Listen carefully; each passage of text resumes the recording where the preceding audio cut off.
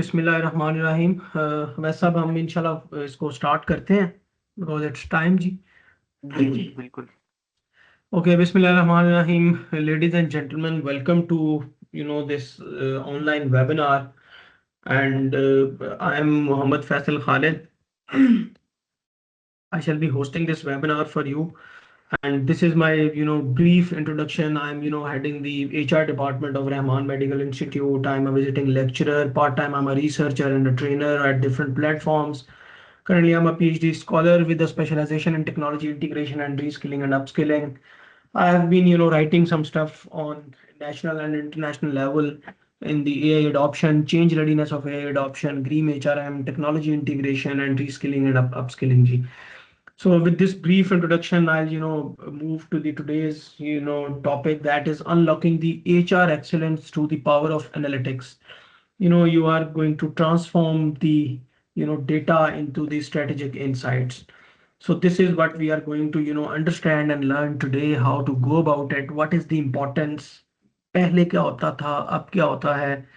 If you guys have any question, I'll appreciate that. But we are going to start at we are going to take your questions at the end of this session, जी. ठीक है जी. So basically, a brief premise that businesses are changing and organizations. Initially there was a time when HR used to be considered as an administrative function, and most of the organizations they used to combine HR and admin function and administration. Come HR was part of HR, and there was no strategic role.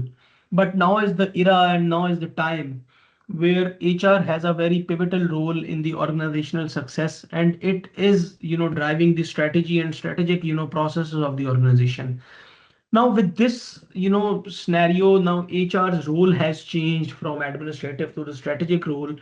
And after this integration of HR analytics, it has opened up certain avenues and potential areas for the organizations just to enhance their decision making, optimizing their workforce management, and achieving their operational excellence in terms of organization. With this, I give you just some numbers. I'm a researcher, so I'm giving you some numbers that in 2022, McKinsey, it's a well-known organization which says that any organization who is driving their decisions from the data analytics or data, they are 15 to 25% more profitable than any other organization which is not doing that. And Deloitte says that 30% productivity edge, competitive advantage, जो आज 2% 3% लेना बड़ा difficult हो जाता है, वो 30% as पे होती हैं ऑर्गेनाइजेशन जो डेटा ड्रिवन चलती हैं, ना कि इंट्यूशन ड्रिवन जी.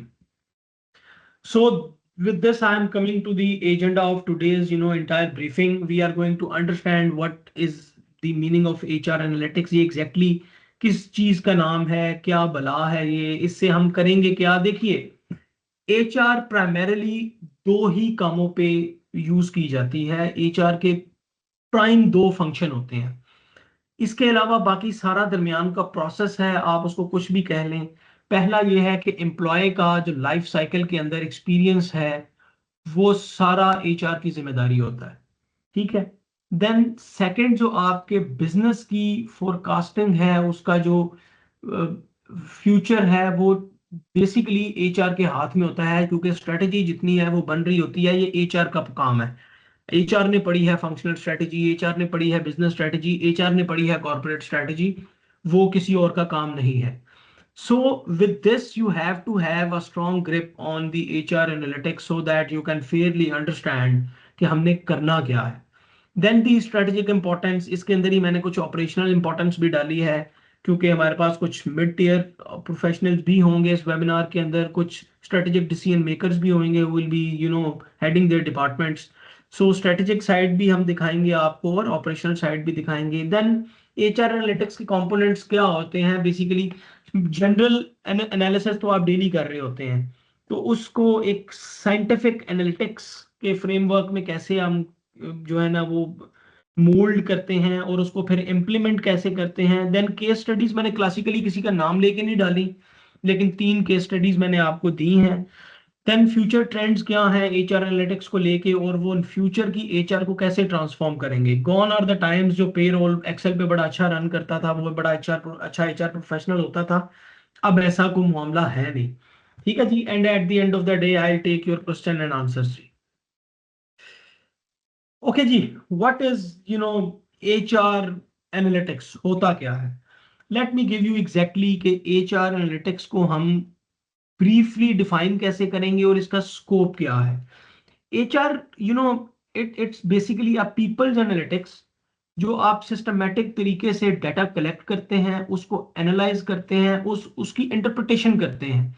और वो इंटरप्रिटेशन फिर तीन चार तरह की हो सकती है। वो डिस्क्रिप्टिव हो सकती है, वो प्रिस्क्रिप्टिव हो सकती है, वो फ्यूचर की प्रिडिक्शन के ऊपर आप बेस कर सकते हैं, एंड देन उसके ऊपर आप ह्यूमन जो लॉन्ग टर्म डिसीजंस हैं वो ले सकते हैं। अच्छा, देन इसके कुछ पार्ट्स हैं where you leverage the data driven insights to optimise all of your functions, primarily the recruitment, performance management, your engagement, your attention, all the stuff you want to say. अच्छा, होता क्या था कि ये evolute कैसे हुआ, HR analytics का concept आया कैसे। जैसे मैंने बयान किया कि एडमिनिस्ट्रेशन के सफर से स्टार्ट किया एचआर ने। पहले किसी जमाने में अगर कोई मैन्युफैक्चरिंग में है तो एचआर का कॉन्सेप्ट ही नहीं होता था। तो एडमिन वाला ही एचआर देखता था, उसके पास एक लेबर ऑफिस होता था और वो लेबर ऑफिस के अंदर रह के सैलरियां बना देता था, हाजिरियां लगा देता था और काम चल रहा था। लेकिन आज एचआर एक बेसिक स्ट्रेटेजिक पार्टनर है, एचआर बिजनेस पार्टनरिंग का एक कॉन्सेप्ट आ गया। तो ये क्यों हुआ, एवोल्यूट कैसे हुआ। अच्छा, पिछले कुछ 2 से 3 दहाइयों में जो ट्रेडिशनल एचआर के फंक्शन थे वो तो हो गए चेंज। अच्छा, जब उस वक्त भी कोई इतनी रियलाइजेशन नहीं हुई लोगों को, क्योंकि उस वक्त भी दुनिया अपनी इंट्यूशन पे चल रही थी, गट फीलिंग पे चल रही थी। एक एडमिनिस्ट्रेटर होता था या एक एचआर का बंदा होता था जिसका 50 साल का तजुर्बा है, और वो कहता था जी मेरे तजुर्बे के मुताबिक ऐसे होना चाहिए।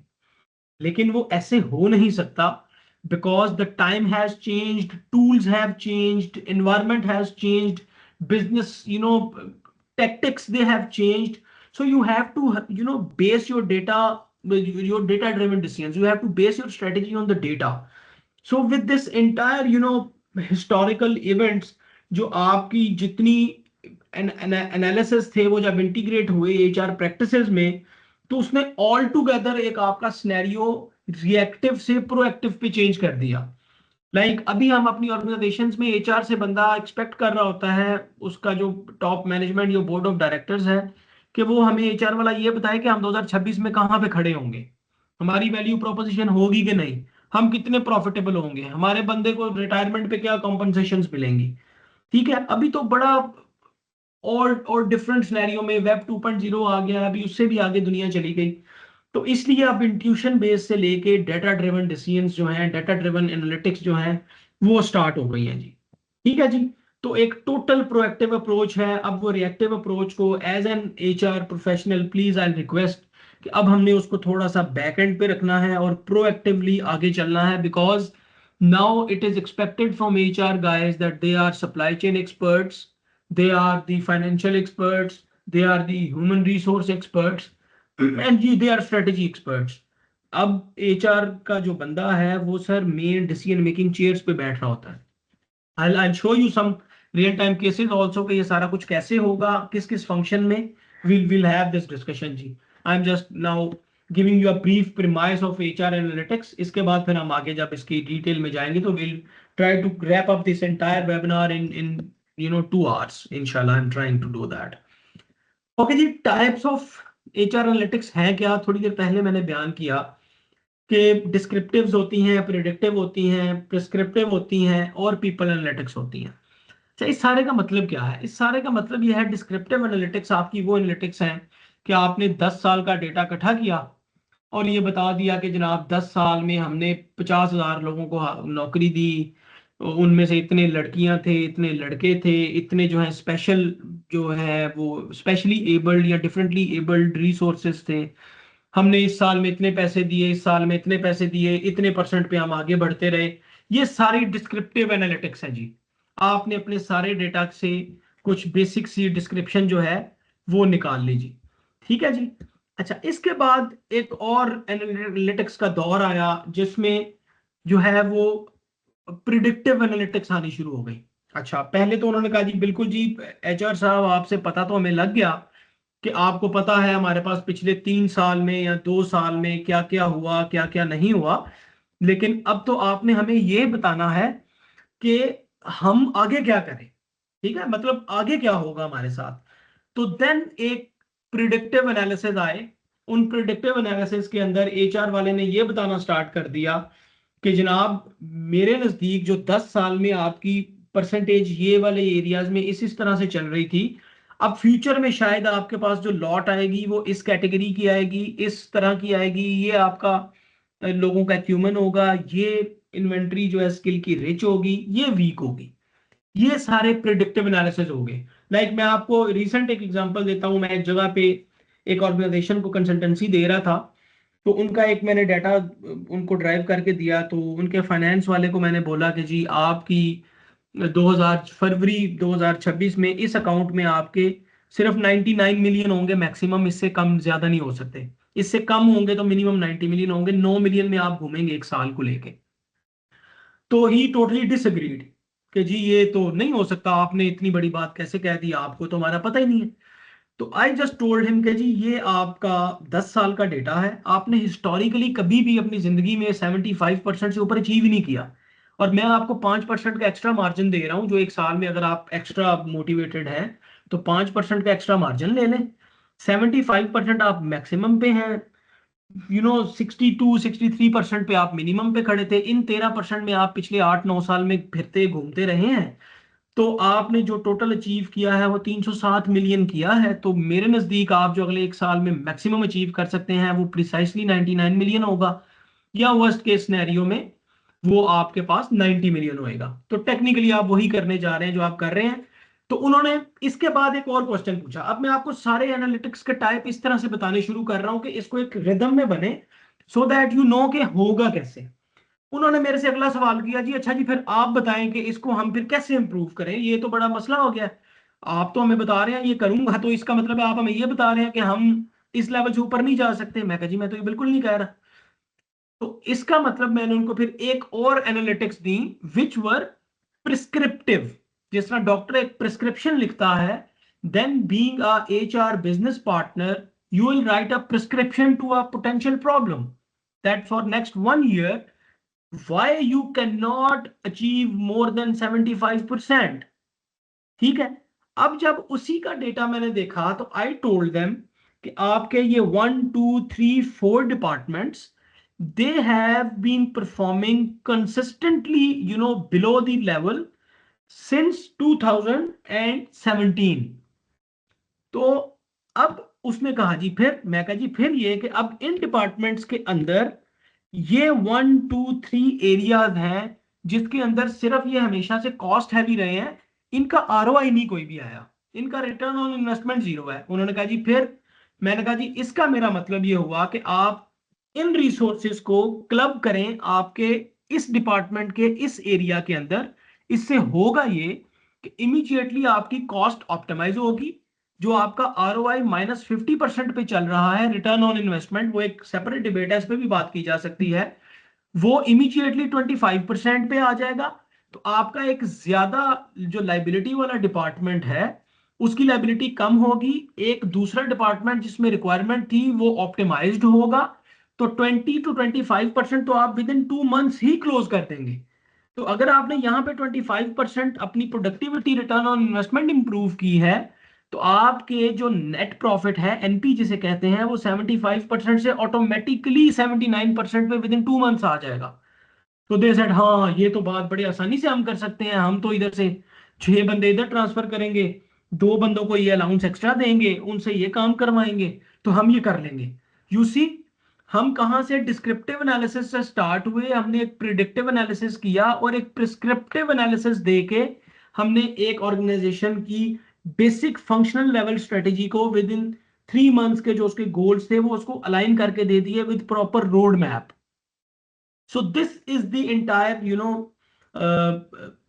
स्ट्रीम जिसके अंदर आप जो है इस मामले को कंडक्ट करते हैं। आई होप इस बात की कोई लॉजिक बन रही है और आपको इसकी लॉजिक समझ आ रही है। एनीवन जिसको समझ नहीं आ रही वो उसी वक्त हाथ जरूर रेज करें। I want that this should be a very productive session. apart from any formality or apart from any barrier. ठीक है जी. The only decorum you need to maintain is that you must need to learn from this platform जी. Okay जी. Okay now इसके बाद आ गया जी people analytics. अच्छा, जब आप अपने प्रिस्क्रिप्टिव एनालिसिस करते हैं तो उसके बाद आप पीपल एनालिटिक्स के ऊपर आ जाते हैं, जिसके ऊपर आप इंडिविजुअल लेवल जो टीम बिहेवियर्स हैं उनको डील करते हैं. मैं आपको एक बड़ी मिसाल देता हूं. आपको पता लग गया कि जनाब आपके एचआर वालों की और आपके आईटी वालों की नहीं बनती, क्योंकि एक टेक्नोलॉजी का ओवरलैप है. एचआर वाला कहता है ये मेरी जिम्मेदारी है, आईटी वाला कहता है ये इसमें मैं ये नहीं करूंगा. इस सारे मसले के अंदर प्रॉब्लम क्या होती है कि आपकी ऑर्गेनाइजेशन भी सफर करती है और किसी हद तक हेड्स और सीनियर्स भी सफर कर रहे होते हैं, बिकॉज प्रोडक्टिविटी नीचे आ जाती है. ये एक सब्जेक्टिव मैटर है, ऑर्गेनाइजेशनल बिहेवियर या ऑर्गेनाइजेशनल साइकोलॉजी का क्वेश्चन है ये. इस पे भी किसी फर्दर और जो है वो उसमें वेबिनार पे या किसी और ट्रेनिंग सेशन में बात की जा सकती है. लेकिन आप फिर उनके ऊपर डिग डाउन करके उन डेटास को, जिन जिन एरियाज में प्रॉब्लम स्टार्ट हुए, उस डेटा को सब्जेक्टिवली कलेक्ट करते हैं. उस डेटा को करके आप एनालिसिस रन करते हैं कि अगर इस बंदे को इस बंदे से, इस डिपार्टमेंट को इस सब डिपार्टमेंट से, इस सब डिपार्टमेंट को इस सब डिपार्टमेंट से अलाइन कर देंगे तो इनका कॉन्फ्लिक्ट ऑफ इंटरेस्ट कम हो जाएगा. तो इस तरह की पीपल एनालिटिक्स के साथ आपकी इंटरनल जो मैनेजमेंट के प्रोसेसेस हैं वो फर्दर लीन हो जाते हैं. लीन प्रोसेसेस की तरफ आप जाना शुरू कर देते हैं. ठीक है जी. So this was the brief introduction of HR analytics, इसके टाइप्स. एंड एक स्लाइड मैंने थोड़ी सी ऐड की स्पेशली आप लोगों के लिए, because you are the future of HR. तो फ्यूचर में आप लोगों के पास इमर्जिंग टेक्नोलॉजीज आएंगी कौन कौन सी, जिसको आपने बीइंग एचआर यूटिलाइज करना है. क्योंकि let me tell you, being an technology researcher, being an HR professional, मैं आपको एक बात बड़ी क्लियर कर दूं. ये एक साइकोलॉजिकल फैलेसी है, ये एक खामख्याली है लोगों की कि आईटी के आने से लोगों की नौकरियों पे फर्क पड़ेगा. It's not going to happen this way. Let me tell you one thing, उसकी जॉब पे फर्क पड़ेगा जिसको एआई नहीं आती, टेक्नोलॉजी नहीं आती, और जिसको आती है. टेक्नोलॉजी ना आने वाले की नौकरी टेक्नोलॉजी नहीं खाएगी, वो बंदा खाएगा जिसको टेक्नोलॉजी आती है. And this is the total concept of fourth industrial revolution जी. Fourth industrial revolution says instead of having 10 people, have 2 good quality people who can smartly handle your technology and manage the work of 10 people. बड़ा simple सा scenario है. So the upcoming HR के अंदर upcoming जो tools आ रहे हैं, AI तो आ चुकी है, आप सब ने देख भी ली. आई एम श्योर आप में से हर बंदा चैट जीपीटी यूज करता हो. अच्छा, एआई सिर्फ क्या करती है? एआई सिर्फ आपके एनालिसिस और लार्ज डेटा सेट्स जो हैं उनको आइडेंटिफाई करती है, उनमें ट्रेंड्स देखती है. बेसिकली एआई ज्यादातर आपको डिस्क्रिप्टिव और प्रिडिक्टिव कार्रवाइयां देती है. ठीक है. एआई आपको, जो मैंने पहले आपको दो चीजें बताई थी, जो एआई जो एनालिटिक्स की टाइप्स में डिस्क्रिप्टिव, प्रिडिक्टिव, प्रिस्क्रिप्टिव और पीपल एनालिटिक्स, उसमें सिर्फ पहले दो में हेल्प करती है. डिस्क्रिप्टिव्स में हेल्प कर देगी, आप उसको डाटा देंगे, बताएं मुझे एवरेज क्या है, मीन क्या है, मीडियन क्या है, ये और फ्यूचर में इसके क्या कॉनोटेशंस हो सकती हैं, ये आपको एआई बता देगी. लेकिन इसके बाद एक दूसरी चीज आ जाती है जिसको कहते हैं मशीन लर्निंग. अच्छा, what is machine learning? Machine learning is the deep learning of a technology, जिसमें वो आपके ट्रेंड्स को खुद सीख के फिर उसको प्रोसेस भी करती है, उसके एनालिटिकल मॉडल्स बनाती है, और उसके ऊपर आपका एक्यूरेट जो है वो रिलायबिलिटी और वैलिडिटी के साथ आपका फ्यूचर प्रिडिक्ट करके उसके ऊपर प्रिस्क्राइब करती है. मैं आपको मिसाल देता हूं. अगर एक अच्छा मशीन लर्निंग का टेक्नोलॉजी आपके पास इंटीग्रेटेड है, इवन एक फ्लो एचसीएम के अंदर भी एक ये काम कर रहे हैं, लास्ट टाइम मेरी इनसे डिस्कशन हुई थी, तो वो आपको बताएगा कि जनाब आपका ये एम्प्लॉय जो है ना जी, वो अगले महीने इतनी तारीख को इस ब्रैकेट के अंदर छुट्टियां इतनी मांग सकता है. ठीक है. So it is predicting, and then वो प्रिस्क्रिप्टिव ये करेगा कि जनाब इस बंदे की इस ब्रैकेट में इन जगहों पे जरूरत पड़ेगी. अगर आप में से कोई टीम्स या आउटलुक यूज करता है तो उसमें टेक्नोलॉजी तो इंटीग्रेट हुई हुई है, लेकिन अगर आप देखें कि सिर्फ उस डेटा को अगर मशीन लर्निंग यूज करना शुरू कर दे तो वो प्रिस्क्राइब भी करना शुरू कर देगी कि ओवरलैपिंग आ रही है इस बंदे की छुट्टियों में, ये बंदा छोड़ सकता है, ये बंदा रह जाएगा। तो ये सारा मशीन लर्निंग का काम है जो फ्यूचर में आ रहा है एंड अभी आ भी चुका है। अगर आप में से कोई ज्यादा क्यूरियस है तो they can learn it. Now most important thing, natural language processing, NLP, very important. Artificial intelligence और टेक्नोलॉजी के बेसिकली तीन स्टेप्स हैं। पहला स्टेप है आर्टिफिशियल नैरो इंटेलिजेंस, जो आज आप अपने दौर में देख रहे हैं। दूसरा है आर्टिफिशियल जनरल इंटेलिजेंस, जिसमें टेक्नोलॉजी और मशीन को एग्जिस्ट करेगी, ह्यूमन सिर्फ बैक एंड पे उसको कंट्रोल करेगा। एंड तीसरा आर्टिफिशियल सुपर इंटेलिजेंस है, that is the singular existence of AI and technology, जिसमें वो खुद ऑटो लर्न करेंगे, ऑटो चीजों को सेंस करेंगे और उसके ऊपर अपना फीडबैक देंगे, रियल टाइम सारे सिनेरियोस चल रहे होंगे।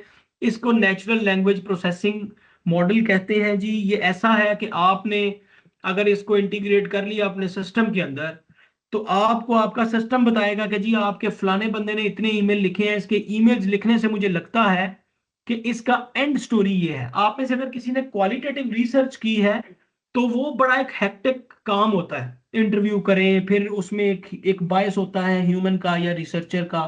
लेकिन जो एनएलपी है, ये सर आपको विद मोर रिलायबिलिटी बंदे के सेंटिमेंट्स, उसके फीडबैक्स, उसके एक्चुअल जो इनसाइट्स हैं वो निकाल के रियल टाइम देगा कि आपकी ऑर्गेनाइजेशन में जनाब लोग इतनी ईमेल्स और ये टेक्स्ट जो आपस में कर रहे हैं टीम्स के ऊपर या आउटलुक के ऊपर, तो जनरली इस वक्त आपकी ऑर्गेनाइजेशन का ओवरऑल एंगेजमेंट लेवल 20% है, 40% है, 60% है, मोटिवेशन लेवल इतने परसेंट है। तो it is going to just see, it is going to change the entire KPIs of HR. ठीक है। मतलब पहले पहले एचआर क्या करता था, they used to say sir we have reduce the payroll, employees are very happy sir.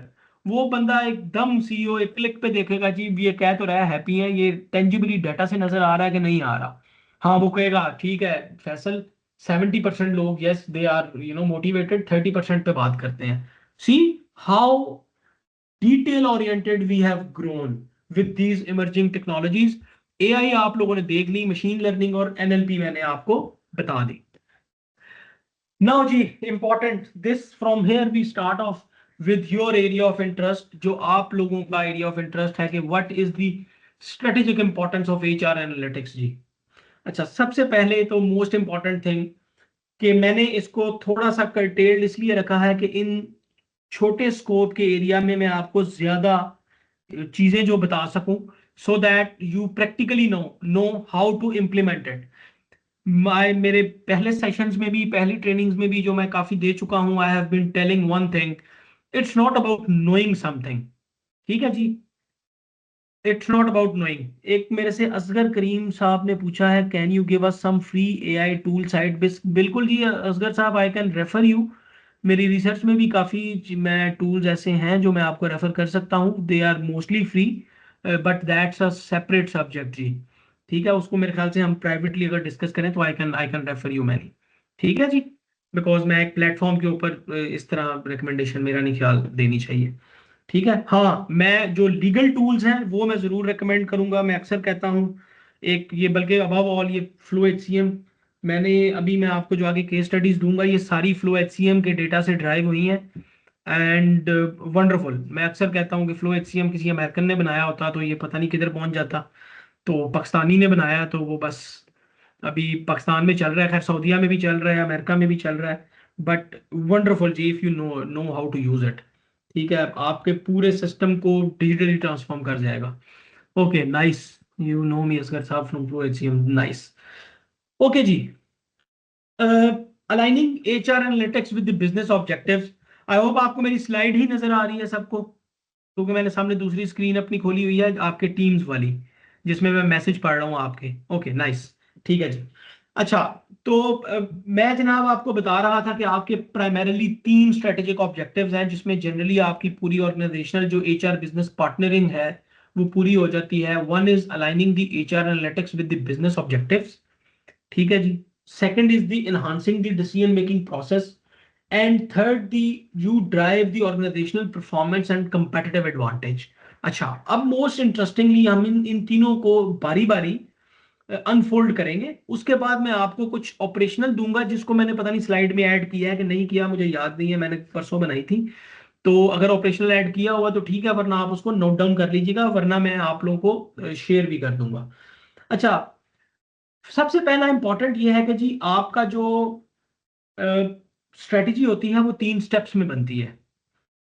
एक आपकी बिजनेस स्ट्रेटजी होती है, दूसरी आपकी कॉर्पोरेट स्ट्रेटजी होती है, उसके नीचे आपकी फंक्शनल स्ट्रेटजी आती है, और उसके नीचे आपके केपीआईज आते हैं, फिर वो जेडीज बनती हैं और blah blah blah blah, so on and so forth. But मसला ये होता है कि जब आप एनालिटिक्स करते हैं तो वो एनालिटिक्स जो एक गैप होता है, जितने डिसीजंस आप अपने गट फीलिंग पे ले रहे होते हैं, इंट्यूशंस पे ले रहे होते हैं, उसको आपका डाटा फिल करता है। Like being an HR professional, मैं कहता हूँ कि सर मेरे ख्याल से आज मिनिमम वेज 37 है, तो हमारी ऑर्गेनाइजेशन में 39 होनी चाहिए, मेरे ख्याल से लोग खुश हो जाएंगे। ये मेरी इंट्यूशन हो सकती है, मेरा एक्सपीरियंस हो सकता है, मेरी विश एंड विल भी हो सकती है, लेकिन ये सर कोई फैक्ट नहीं हो सकता। डेटा और इंफॉर्मेशन में यही फर्क होता है कि जो डेटा होता है वो वेरीफाइबल होता है, स्ट्रॉन्ग ग्राउंड पे खड़ा होता है। इंफॉर्मेशन तो वो भी है जो आप टीवी पे देख रहे हैं, जो बाद में पता लगता है कि जी वो लोगों ने तो जानबूझ के रेटिंग के लिए वीडियो बनाई थी और उसके बाद उसकी हकीकत कुछ और थी। ठीक है जी। तो ये आपके जो एचआर फंक्शंस हैं वो आपके ओवरआर्चिंग बिजनेस गोल्स के साथ एनालिसिस उसको ब्रिज कर देता है। ठीक है। लाइक अभी रिसेंटली अभी हम एक केस स्टडी बना रहे हैं, ये आप सबके लिए सुनने के काबिल बात है। अवैध साहब मेरे साथ इस पे इन टच हैं। हम एक केस स्टडी बनाने लगे हैं अवैध साहब के साथ। एक ऑर्गेनाइजेशन है नो नेम्स, उसके साथ मैंने एक प्रोजेक्ट किया जिनके ऊपर लाइबिलिटी थी 380 मिलियन की। 38 करोड़ रुपए की लाइबिलिटी माइनस में चल रही थी, और वो liability 80 million per year increase हो रही थी, हर साल 8 करोड़ बढ़ना था। हमने कुछ काम किया उस पे, डाटा एनालिटिक्स पे काम किया, फ्लो उसमें डाला, उस डाटे को फ्लो से प्रोसेस किया, और आज सर उसी ऑर्गेनाइजेशन को मैं कंसल्टेंसी दे रहा हूं। उनकी जो लाइबिलिटी थी वो आज से 9 माह पहले 304 मिलियन पे आई। उसके बाद आज वो 145 मिलियन पे है, मेरी परसों तरसों की बात हो रही थी। 145 मिलियन है। उसके अलावा जो हमने उनको एक स्ट्रेटजी डिस्क्राइब की रेवेन्यू जनरेट करने की, उस अकाउंट में 38 मिलियन एडिशनल पड़ा हुआ है, और वो जो 80 मिलियन की लाइबिलिटी थी हर साल इंक्रीज होनी थी, वो खत्म हो गई है। And you know what is the game changing is कि इस सारे सिस्टम के अंदर organisation has not spent a single penny. एक पेनी भी ऑर्गेनाइजेशन ने स्पेंड नहीं की। ये इतना अच्छा सक्सेसफुल सिस्टम था कि अवैध साहब ने और हमने डिसाइड किया कि हम इसकी केस स्टडी बनाएंगे, कि हमने किस तरह से फ्लो के टूल्स यूज किए, किस तरह से एचआर की स्ट्रेटजीज को हमने उसमें डवटेल किया, किस तरह से एचआर एनालिटिक्स को इस्तेमाल किया, और किस तरह से हम 38 करोड़ की लाइबिलिटी को एक साल के अंदर अंदर 14 करोड़ पे ले आए। वो जो उसकी रनिंग लाइबिलिटी थी 8 करोड़ की, उसको जीरो कर दिया, और रेवेन्यू जनरेट करवाया, और एक साल में 3.5 करोड़ भी जनरेट हो गया। ठीक है। तो सी ओवरऑल कितना विन विन सिचुएशन पैदा होती है। मैंने कहा इसमें एक पेनी भी ऑर्गेनाइजेशन की नहीं लगी, मास डाउनसाइजिंग की होगी, रेवेन्यू जनरेट डाउनसाइजिंग से तो नहीं हो सकते यार। तो डाउनसाइजिंग मैं करने का आखिरी आदमी हूँ जी, मैंने आज तक कभी डाउनसाइजिंग नहीं की, अनलेस किसी ने मुझे गिरेबान से पकड़ के कहा हो कि जी मैं इस काबिल हूँ कि मुझे निकाला जाए। मैं I don't believe in downsizing जी, not at all, no way. ठीक है जी। तो इस पे भी हम बात करेंगे, मैं आपको थोड़ा सा टच दूंगा कि कैसे ऑप्टिमाइज होती हैं हर चीज का हल। असल में हमने सारी जिंदगी कन्वेंशनल एचआर पढ़ी है, जिसमें हमें 3-4 स्ट्रेटेजीज बताई जाती हैं कि जनाब कॉस्ट कम करनी है तो बंदे कम कर दें, कॉस्ट कम करनी है तो सैलरियां कम कर दें, कॉस्ट कम करनी है तो इंक्रीमेंट्स कम दें, कॉस्ट कम करनी है तो रिप्लेसमेंट्स हायर ना करें, कॉस्ट कम करनी है तो पेनल्टीज ज्यादा लगा दें, कॉस्ट कम करनी है तो लीव अटेंडेंस पे रोल के कानून सख्त कर दें। मेरे ख्याल से मैंने सारे आपकी स्ट्रेटजीज आपको बयान कर दी हैं जो कोई भी एचआर वाला कन्वेंशनली यूज करता है। Sir HR has grown beyond these points. ठीक है, इन पॉइंट से ऊपर चली गई है एचआर।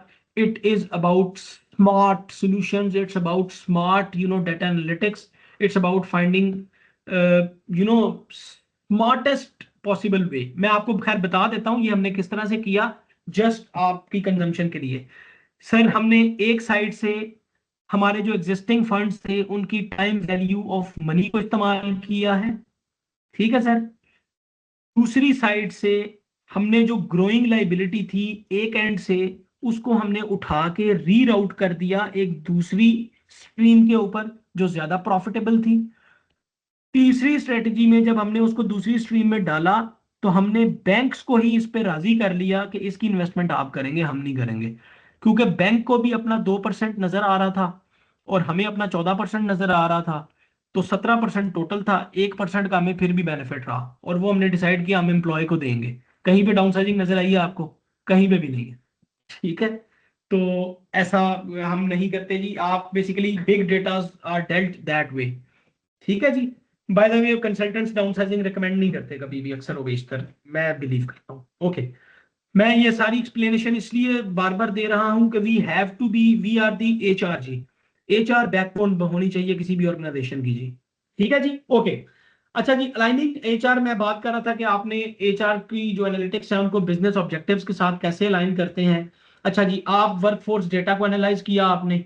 ठीक है जी, आप अपनी एचआर स्ट्रेटेजी को अलाइन करते हैं, फिर आप अपने मिशन विजन और ऑब्जेक्टिव्स को एक दफा अलाइन कर लेते हैं, एंड देन आपका डेटा एग्जैक्टली बड़ी आसानी से आपको बताता है कि आपकी कहाँ पे स्किल कम है, कहाँ पे कॉम्पिटेंसी की रिक्वायरमेंट है, कहाँ पे आपने वर्क फोर्स की कैपेबिलिटी को असेस करना है, कहाँ पे आपने टारगेटेड रिक्रूटमेंट करनी है, और कहाँ पे आपने कुछ डेवलपमेंटल इनिशिएटिव्स लेने हैं। ये मैंने कुछ 6-8 टर्मिनोलॉजीज आपको इकट्ठी बयान की हैं, जिनका मोटा सा मकसद ये है कि जिस जगह पे 10 लाख रुपया दे के एक बंदा रखने की जरूरत है, वहां पे 10 लाख रुपया दे के एक ही बंदा रखना है। 1-1 लाख रुपया दे के 10 बंदे नहीं रखने।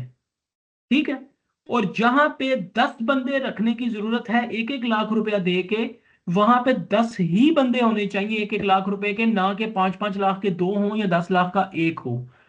दिस इज व्हाट आपको एनालिसिस बताता है। अच्छा, डेटा एनालिटिक्स को, एचआर एनालिटिक्स को कभी भी ऑब्जेक्टिव ना समझिएगा। हम सारे समझते हैं कि एचआर एनालिटिक्स सारी नंबर्स की गेम है। नंबर से आगे भी गेम है। लाइक कुछ सब्जेक्टिव एनालिटिक्स के मैं आपको नाम ले देता हूं। वर्कलोड एनालिसिस आप सब ने किया होगा, ये सब्जेक्टिव एनालिटिक्स है भाई। ठीक है, एम्प्लॉय एंगेजमेंट एनालिसिस, ये सारी सब्जेक्टिव एनालिसिस है, ऑब्जेक्टिव तो नहीं है। तो it is not at all always about the visible cost. आप सबको पता है ये एक जनाबे वाली आइसबर्ग है, जिसकी विजिबल कॉस्ट शायद थोड़ी है, लेकिन इनविजिबल कॉस्ट तो 80% नीचे बहुत बड़ी है। ठीक है जी। ओके, देन सेकंड, आपने enhance the decision making process. Very good, ये तो आप सबको पता है ना जी। अगर आपके पास डेटा मौजूद है, आप में से जितने लोग फ्लो एचसीएम यूज कर रहे हैं, पहले आपको अपनी एब्सेंट रिपोर्ट निकालने में या अपनी पे रोल या अलाउंसेज या ओवर टाइम की रिपोर्ट निकालने में शायद 10 दिन लगते होंगे, अभी आपको 10 मिनट भी नहीं लगते। ठीक है, तो ये मेरे ख्याल से एक सेल्फ जो है एक्सप्लेनेटरी सी चीज है कि आपका डिसीजन मेकिंग प्रोसेस कैसे तेज होता है।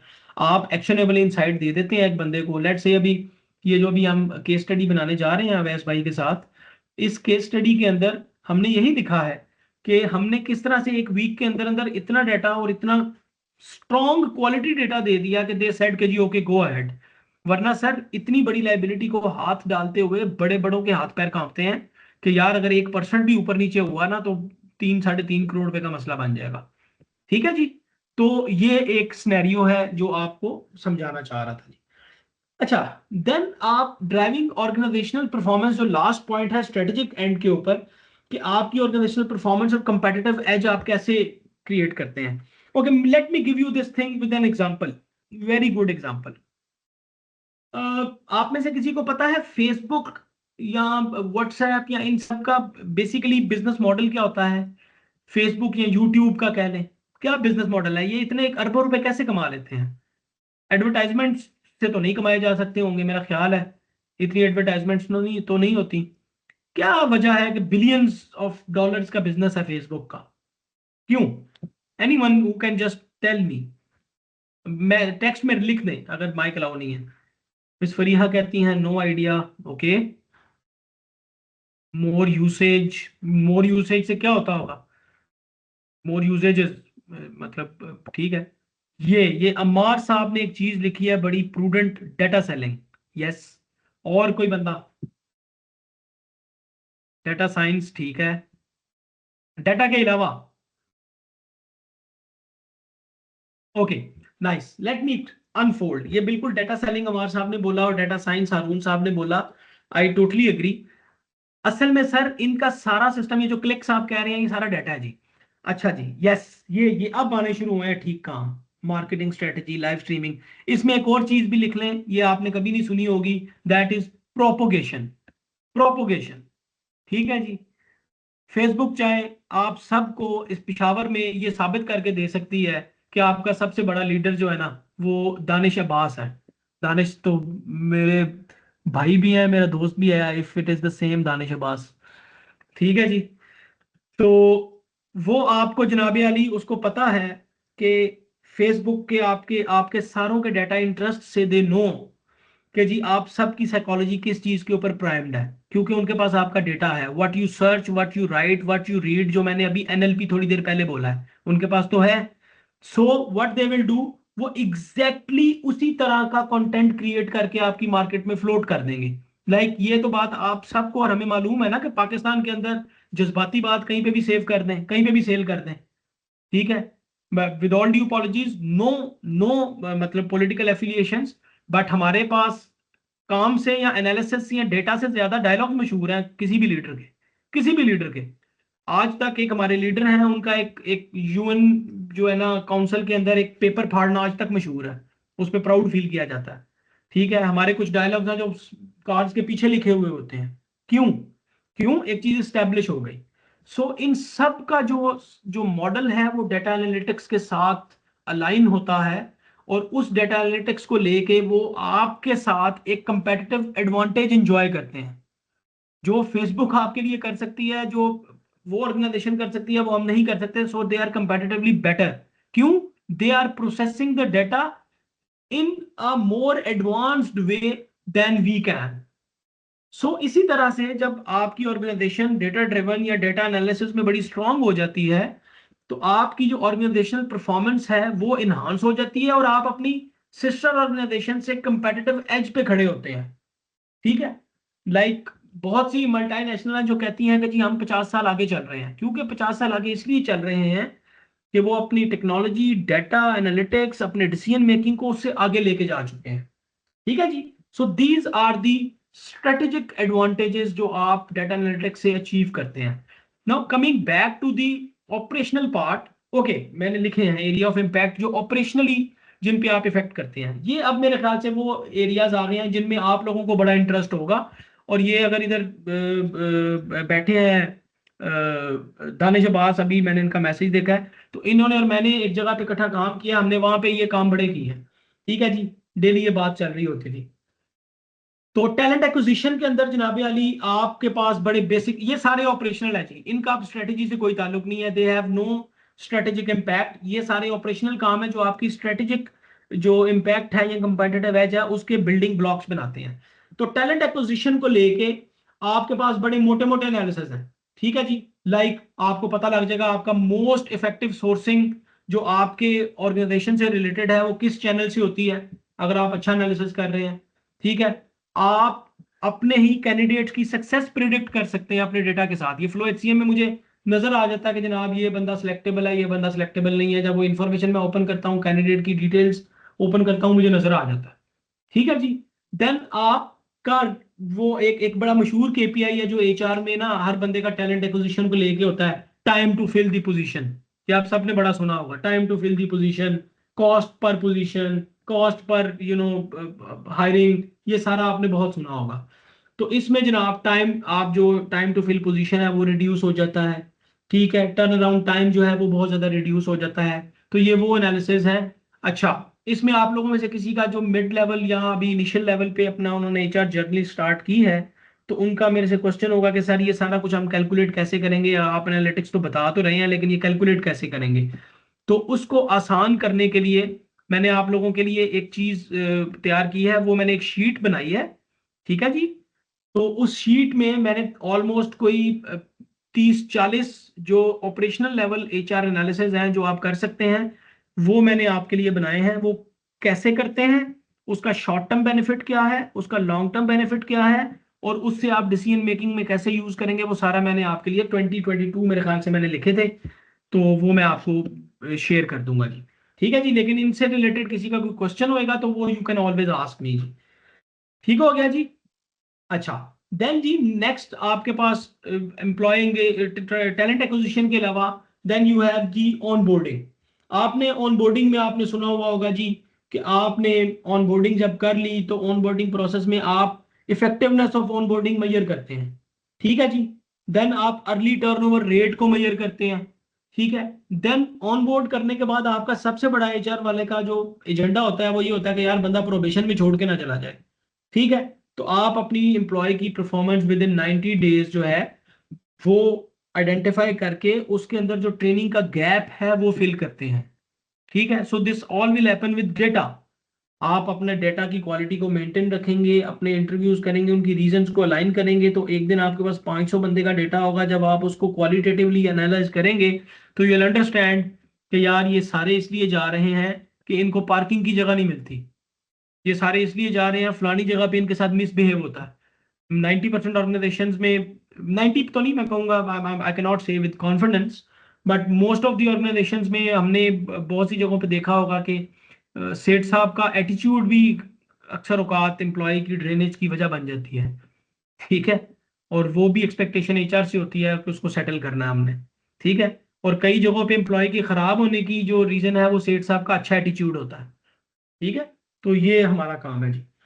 देन आपका एम्प्लॉय एंगेजमेंट और रिटेंशन को लेके आपकी कुछ फर्दर एनालिटिक्स हैं जो आप कर सकते हैं कि फैक्टर्स कौन से कंट्रीब्यूट करते हैं टर्नओवर को लेके। आप impact of engagement initiatives check करते हैं, लाइक आपने एक इनिशिएटिव लिया कि लेट्स से जी हम एक ट्रिप अरेंज करेंगे।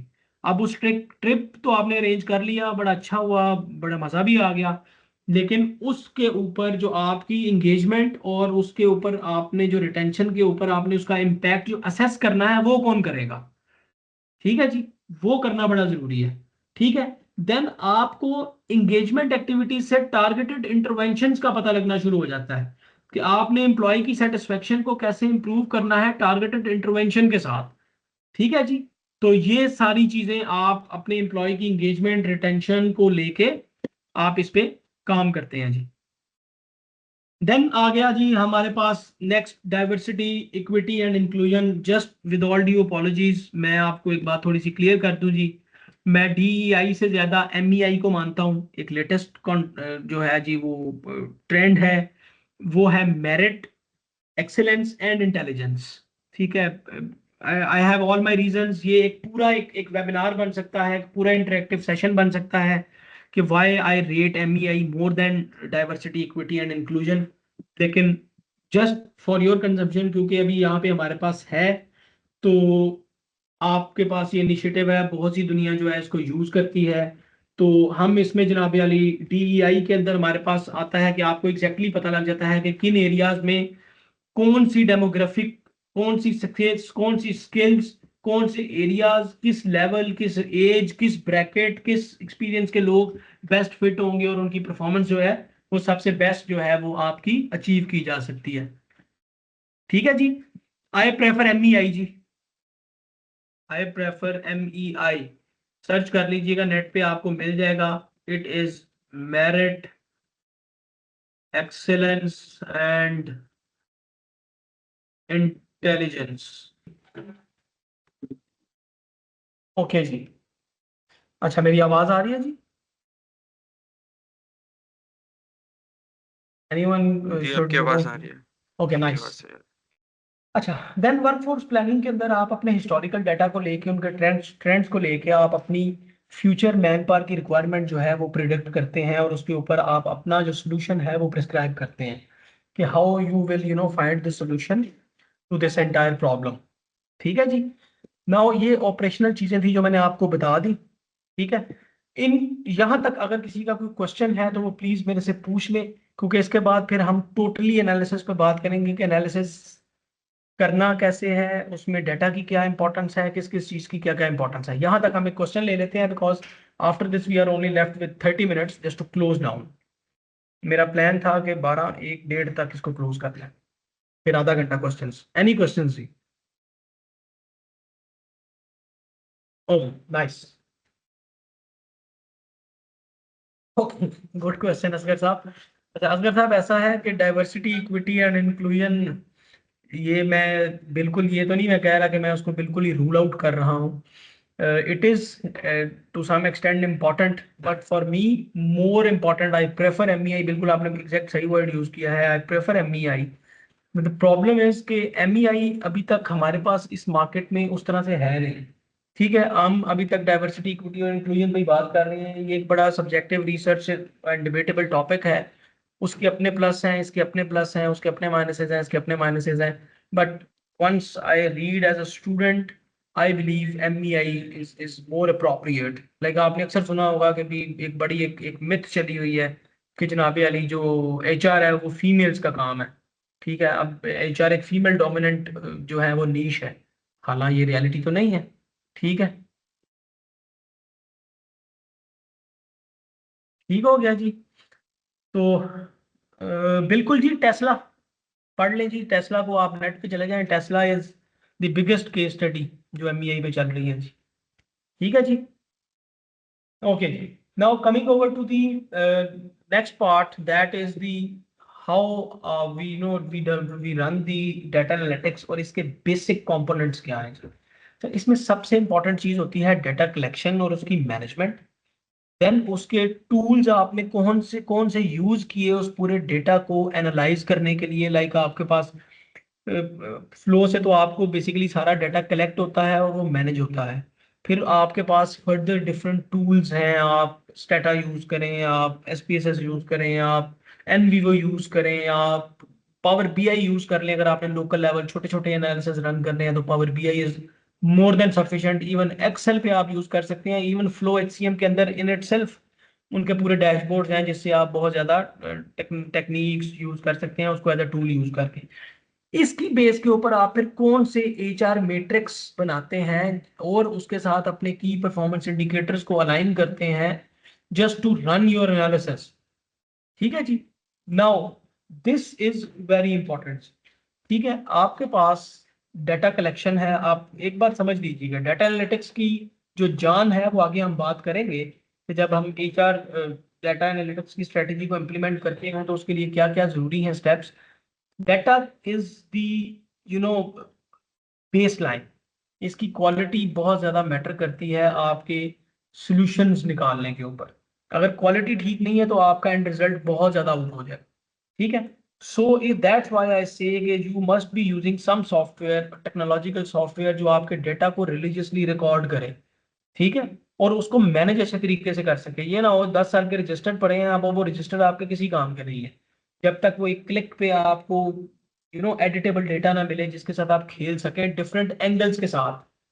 कि यार अगर इस पोजीशन पे मेल थे तो उनकी क्या प्रोडक्टिविटी थी, फीमेल थे तो उनकी क्या प्रोडक्टिविटी थी, इस एरिया में मेल्स की क्या परफॉर्मेंस थी, उस एरिया में फीमेल्स की क्या परफॉर्मेंस थी, इस एरिया में ग्रेजुएट्स की क्या परफॉर्मेंस थी और इस एरिया में FSC वालों की क्या परफॉर्मेंस थी, इस एरिया में PhD की क्या परफॉर्मेंस थी और इस एरिया में MPhil की क्या परफॉर्मेंस थी।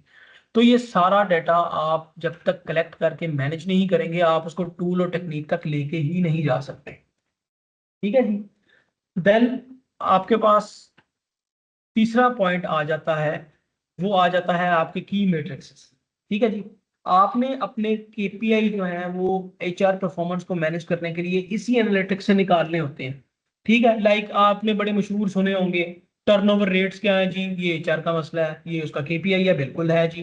टाइम टू हायर HR का काम है जी। एम्प्लॉय सेटिस्फेक्शन स्कोर्स HR की KPI है जी। ट्रेनिंग इफेक्टिवनेस HR की KPI है जी। ठीक है जी। तो ये सारे KPIs आप इस डेटा से मैनेज करते हैं और उनकी परसेंटेज, उनकी लाइंस, उनकी जो बार्स हैं वो आप यहाँ से डिसाइड करते हैं। ठीक है जी। तो अब मेरे ख्याल से आपको एक सीक्वेंशियल एक आपका फ्लो बन रहा होगा कि किस तरह से आपने, लेट से आप अपने दिमाग में सोचें कि फ्लो HCM में रिपोर्ट्स के डेटा में गए। मैं आपको बड़ी इंटरेस्टिंग बात बताता हूँ, आज तक मैंने फ्लो HCM में एम्प्लॉय लिस्ट से को कम से कम कोई 25-30 एनालिसिस किए हैं और उसने ऑल टुगेदर हमारा पूरा सर्विस स्ट्रक्चर चेंज कर दिया है। सैलरी, लोगों की मिनिमम रिक्वायरमेंट, उनके प्रमोशन क्राइटेरिया हमने चेंज कर दिए हैं सिर्फ उस एक एम्प्लॉय लिस्ट की फाइल से। Just how to analyse that data, वो बड़ा इंपॉर्टेंट है। अगर आपने डाटा को एनालाइज ठीक तरीके से किया है, यू आर मतलब too good to understand that, provided आपके पास डेटा पूरे का पूरा अवेलेबल है। मेरे पास जब डाटा मैं एम्प्लॉय लिस्ट शीट डाउनलोड करता हूँ मुझे ये कॉन्फिडेंस होता है कि यार मेरा डाटा टोटल यही है और बड़ा क्वालिटी डेटा है। I can just run any analysis है। ठीक है, लाइक मैं आपको भी बताता हूँ, मेरे पास 42% फीमेल्स रेशो है। मेरे पास मेरी ऑर्गेनाइजेशन में 29% PhD की जो है ना इन्वेंट्री मौजूद है। ठीक है, मेरे पास 82 के 83, लास्ट टाइम हमने ये एनालिसिस जब रन की थी, मेरे पास 83% मेरी वर्क फोर्स जो है वो कंप्यूटर लिटरेट है। ठीक है, ये अब आप देखें, ये है मोटी मोटी बात, लेकिन आपको एग्जैक्टली स्ट्रेटेजिक डिसीजन लेते वक्त बड़ी काम आती है।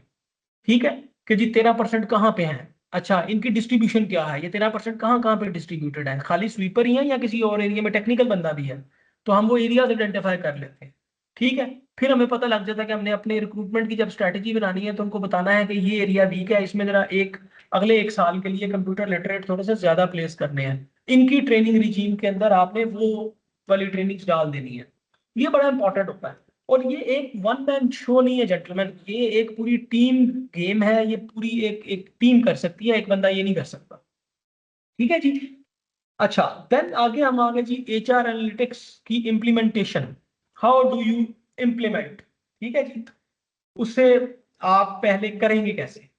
अब आप देखें जी, एचआर एनालिटिक्स की आपने स्ट्रेटेजी क्रिएट करनी है। सबसे पहले आपने उसके ऑब्जेक्टिव्स डिफाइन करने हैं, एग्जैक्टली आप जो है करना क्या चाहते हैं। ठीक है, you will specify the specific goals, like मैं एक गोल सेट कर लेता हूं कि जी मैंने अपना टर्नओवर रेशो जो है वो 15% से 10% पे लाना है।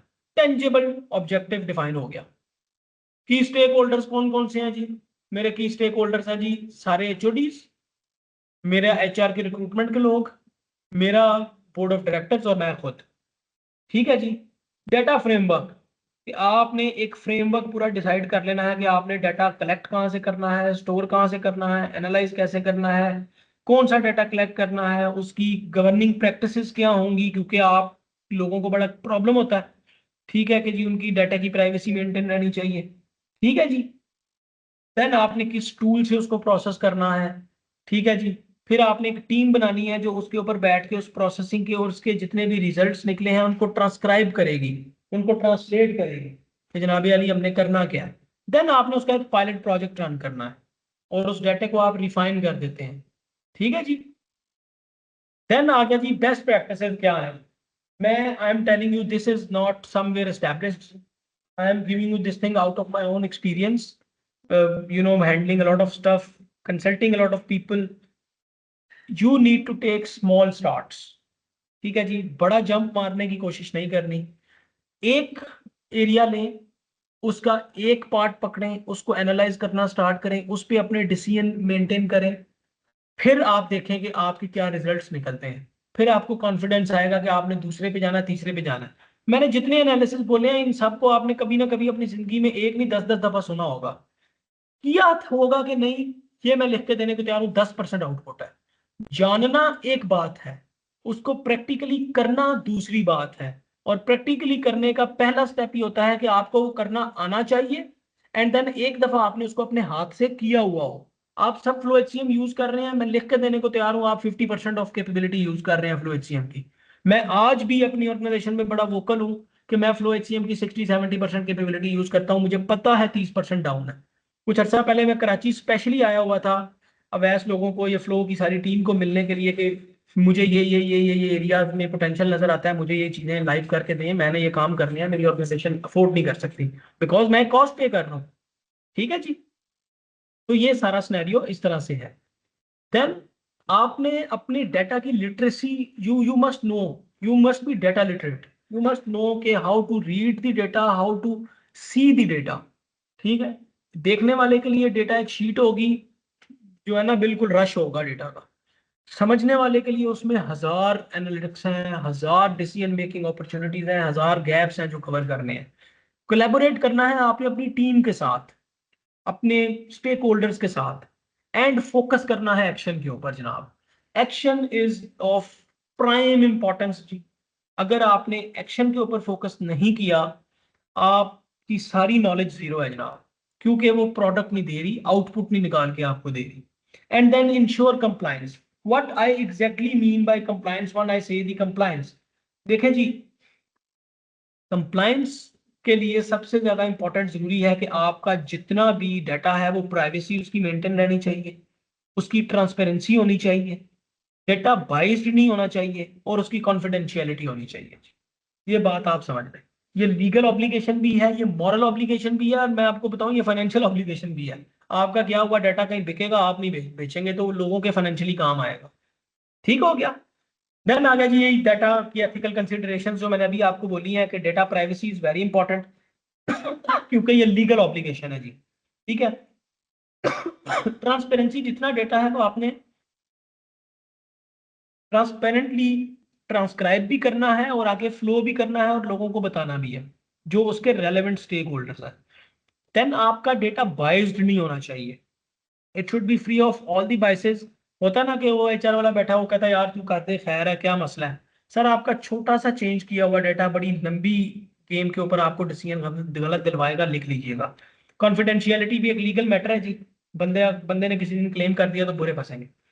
अच्छा जी, ये चैलेंजेस हैं जी, very important part of it. Can anyone tell me what exactly do I mean by data silos? क्या होते हैं डेटा साइलोस?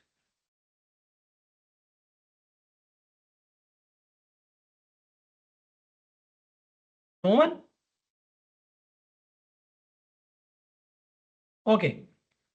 डेटा साइलोस जनाब एक, ओके, डेटा साइलोस का मतलब ये होता है कि आप जो डेटा इंटीग्रेट कर रहे हैं ना, वो बड़े डिस्पार्ट जो सोर्सेज हैं उनसे कलेक्ट कर रहे हैं, बड़े कॉम्प्लेक्स एरिया से डाटा कलेक्ट कर रहे हैं।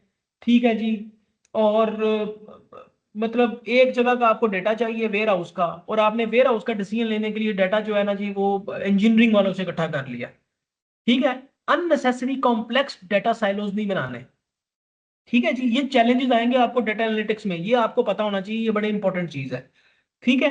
तो आपने वेयर हाउस का डाटा उसके रेलेवेंट स्टेक होल्डर से लेना है। हर बंदे को शौक होता है डाटा साइलोस। आप सबके लैपटॉप्स में मैं लिख के देने को तैयार हूँ कि 75,000 चीजें पड़ी होंगी जो आपने आज तक कभी खोली भी नहीं होंगी, या आपको शौक होगा हर ऑर्गेनाइजेशन की पॉलिसी कलेक्ट करने का। ठीक है जी। मुझे बड़ा शौक था किसी जमाने में, हर ऑर्गेनाइजेशन की पॉलिसी प्रोसीजर मेरे लैपटॉप में होना चाहिए। वो काम चाहे आए या ना आए, मैंने पढ़ा है या नहीं पढ़ा, उस पर कोई फैसला लिया या नहीं लिया, लेकिन जब काम आएगा मैं क्या करूंगा, कॉपी पेस्ट लगा के करने की कोशिश करूंगा। ठीक है जी। आपने ये काम नहीं करना जी। ठीक है। ये आपका एक चैलेंज है, आपने बड़ा फोकस्ड डेटा लेना है जिस एरिया का आपको चाहिए, क्योंकि हर डेटा का आपके खाते के ऊपर एक इम्पैक्ट है जी। ठीक है जी। दूसरा है जी रेजिस्टेंस टू चेंज, ये एक बहुत बड़ा चैलेंज है। ठीक है। आप कंप्यूटर ला के प्लेस करेंगे, पहली बात आप सुनते हैं यार ऐ की मुसीबत ले आए हो, ये क्या चीज हमारे पास आपने डाल दी है, हमने सारी उम्र रजिस्टर पे काम किया, हमने सारी उम्र कंप्यूटर पे काम किया, ये आप कहाँ से ले आए हैं फ्लो एचसीएम। ठीक है जी। तो वो रेजिस्टेंस टू चेंज जो है that's a big challenge. Analytics जब आप करना चाहेंगे लोग आपको हमेशा ये कहेंगे ये तुम इस डाटा को क्या करोगे, इधर मेरे पास इतना हजारों और डाटा पड़ा है, दफा करो। ठीक है जी। रेजिस्टेंस टू चेंज है, डाटा ड्रिवन डिसीजन लेने पे कन्विंस करना बड़ी बात है। ठीक है जी। देन स्किल गैप्स, आपके पास सिस्टम में आप खुद अपने आप को प्लेस करें। मैं बिलीव करता हूं मेरे शायद आधे डिसीजन भी डाटा ओरिएंटेड नहीं होंगे, डाटा ड्रिवन नहीं होंगे। ठीक है। तो द पॉइंट इज कि आपने जो स्किल गैप है उसको पहले कवर करना है, ये आपका चैलेंज है एचआर एनालिटिक्स को लेके।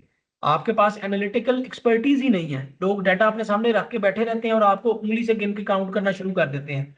उनको छोटे स्टेप्स दिलवाएं, एक्सेल पे डाटा एनालिटिक्स सिखाएं, फिर पावर बीआई पे लेके आए, फ्लो एचसीएम से एनालिसिस करना सिखाएं। ठीक है जी। तो ये बड़ा एक इंपॉर्टेंट चीज है कि आपने स्किल गैप को कम करना है। ठीक है जी। देन आपके पास बजट के कंस्ट्रेंट्स हैं। डाटा एनालिटिक्स को सस्ता काम तो है नहीं, आपने टाइम भी लगाना है इस पे, रिसोर्सेज भी लगेंगे, सॉफ्टवेयर पे भी पैसे लगेंगे, फ्लो एचसीएम के नए मॉड्यूल भी खरीदने पड़ेंगे, पावर बीआई भी पेड खरीदना पड़ेगा, फ्लो से रिपोर्ट निकाल के पावर बीआई में इंटीग्रेट करनी पड़ेगी। अभी इंटीग्रेशन चल रही है ना हमारी पावर बीआई के साथ, ये फ्लो के साथ। ठीक है। तो ये एक एक बजट कंज्यूमिंग काम है जी, और चैलेंज है आपके लिए। देन डेटा क्वालिटी पे मैं ऑलरेडी बात कर चुका हूँ जी, प्राइवेसी कंसर्न्स पे भी मैं आपके साथ बात कर चुका हूँ, और टेक्निकल बैरियर्स पे भी मैं आपके साथ बात कर चुका हूँ कि डिफरेंट टूल्स की आपस में इंटीग्रेशन होना बड़ा मुश्किल होती है। एंड ये एक बड़ी अच्छी बात है यार, फ्लो में तकरीबन सारा कुछ इंटीग्रेटेड है मेरा। अटेंडेंस मशीनें किसी कंपनी की है इंटीग्रेटेड है, पावर बीआई किसी कंपनी का इंटीग्रेटेड है, को तीन चार और चीजें, हाँ वो मेरे जो मेरी वेबसाइट है वो भी इंटीग्रेटेड है, फिर मैंने रोजी के साथ काम किया हुआ है वो भी इंटीग्रेटेड है मेरे फ्लो में। तो मैं पोस्ट एक लगाता हूँ 10 जगह पे पोस्ट चली जाती है। ठीक है जी। अच्छा जी, ये सक्सेस स्टोरीज मैं आपको बता देता हूँ जी, मैं ऑर्गेनाइजेशन का नाम नहीं लूंगा, एक सक्सेस स्टोरी तो मैंने आपको वैसे ही सुना दी। ये मैंने खुद कंडक्ट की है। ये इसको अवैस भाई और मैं बस टाइम जिस दिन मिल गया उस दिन हमने इसकी पूरी डॉक्यूमेंट्री बनानी है, इंक्लूडिंग तेरे सीईओज के उसमें टेस्टिमोनियल्स होंगे इंशाल्लाह, कि हमने किस तरह से ये सारा सिस्टम क्लियर किया without downsizing and without treating any any human resource and any once financial interest. मैं एक ऑर्गेनाइजेशन को जानता हूं जिसने अपनी रिक्रूटमेंट एफिशिएंसी 25% इंप्रूव की है। उसने अपनी हायरिंग आजकल के दौर में एक बहुत बड़ा चैलेंज बन गया है with the introduction of you know ये क्या गिग इकोनॉमी आ गई है आपकी, उसमें उसकी वजह से हायरिंग एक प्रॉब्लम बन गया है, लोग फ्रीलांस काम करना चाहते हैं। तो फिर भी मेरा एक दोस्त है, उसकी ऑर्गेनाइजेशन है, उसने एक फ्लो ही यूज करके किया, लेकिन उसने उसके साथ एक इंटीग्रेशन की फ्लो की, और उसने अपनी को जो हायरिंग को टाइम टू हायरिंग था वो 25% इंप्रूव कर लिया। अच्छा, रिड्यूस टर्नओवर ये बड़ा टेक्निकल काम है, ये मैंने खुद एक और ऑर्गेनाइजेशन में किया हुआ है। यार टर्नओवर रोकना सबसे मुश्किल काम है, बिलीव यू मी। आप जिस दिन 10% भी रोकेंगे ना, लग पता जाएगा एक दफा। ठीक है, टर्नओवर का डाटा सारा एनालाइज होता है क्वालिटेटिवली, वो आपको नंबर्स में नहीं आता। नंबर डेटा में बहुत अच्छे अच्छे सॉफ्टवेयर मौजूद हैं, सब्जेक्टिव एनालिसिस के अंदर नंबर्स बहुत कम मौजूद है। यस, टर्नओवर में नंबर्स का भी बड़ा अमल दखल है कि कितने ईयर सर्विस करके बंदा जल्दी जा रहा है, कितनी देर में जाता है, किस टाइम ब्रैकेट में बंदा जो है वो यहाँ पे मायूस होना शुरू हो जाता है, तो उस टाइम ब्रैकेट में हमने करना क्या है। लाइक अभी मेरे पास एक टाइम ब्रैकेट आई कि मेरी एक अंडरस्टैंडिंग थी कि मेरी पूरी ऑर्गेनाइजेशन के रिटेंशन में 3 साल के बाद ना बंदा सोचना शुरू कर देता है कि यार अब मैं जाऊं। तो हमने क्या किया, तीसरे साल के ऊपर उसका इंक्रीमेंट जो है वो 20% कर दिया। तो जब हमने 20% इंक्रीमेंट कर दिया है, तो हमें पता लग गया कि 3 से 4 साल गुजर गया ना तो फिर ये लंबा चलेगा। क्योंकि मेरे पास 3 से 5 के दरमियान के बंदे नहीं मौजूद थे, मेरे पास 1 से 3 के दरमियान बड़ा बल्क मौजूद था, फिर 6 से लेके 12-15 के दरमियान बल्क मौजूद था, और 21-21 साल के बड़े लोग मौजूद। तो टर्नओवर एक सब्जेक्टिव चीज है, उसको 30% हमने रिड्यूस किया है एक जगह के ऊपर। मैं लेकिन वो ऑर्गेनाइजेशन बड़ी छोटी थी इसलिए 30% आपको नजर आ रहा है, वरना जो ऑर्गेनाइजेशन 2-2.5 हजार से ज्यादा की हो उसमें भाई 5% 6% की इंप्रूवमेंट इज वंडरफुल। अच्छा जी, 40% ROI, ये तो आप 50% कर ले। अभी ये इतना बड़ा गैप है, हर ऑर्गेनाइजेशन में मैं लिख के देने को तैयार हूँ। ट्रेनिंग पे जितनी इन्वेस्टमेंट हो रही है उसका रिटर्न जीरो है जी, क्योंकि आप कभी रिकॉर्ड कर ही नहीं रहे ट्रेनिंग की इफेक्टिवनेस को। आज तक मैं I am yet to see any organisation.